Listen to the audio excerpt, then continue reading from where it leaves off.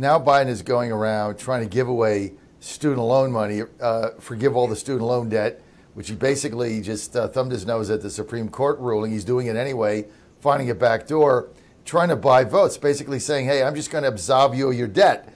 You know, I'm sitting here saying, well, why don't you absolve me of my mortgage? I mean, that would be nice, too. Let's just absolve all debt. We're holding, what is the credit card debt U.S. consumers are holding now? What, $1 trillion, all-time record high? Well, why don't he just wipe that out? I mean, where does this money come from? And the message it sends is, yeah, you can get a loan, you can sign the papers, you can do all this, you can get the benefit of the money, but then, if things go south, like, we're just going to bail you out. You don't have to pay it. I mean, that's the message that's going on here, and he's trying to buy these votes. But what he doesn't realize, Michael, is it's the Zoomers.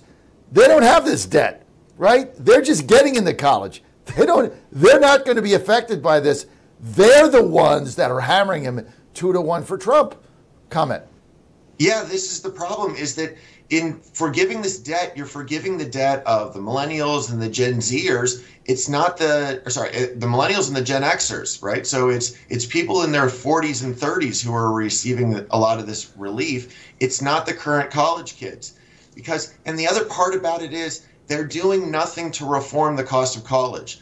All this does is send a message to colleges and universities, hey, keep jacking up the tuition because your students don't need to worry about paying for it. Well, if the students don't care what it costs anymore because they know the government is just going to pay for all of it, then why aren't these colleges and universities going to keep just jacking up the tuition, increasing their fees, teaching these kids nothing, not helping them get jobs, not giving them life skill sets that are actually going to make them desirable? I mean, how many sociologists trained baristas do we need at Starbucks these days? How about we give these kids the skills that they actually need at an affordable price so that they can afford to repay this debt? And instead, the Biden administration, as you said, is just looking to say to these kids, hey, I know you're struggling.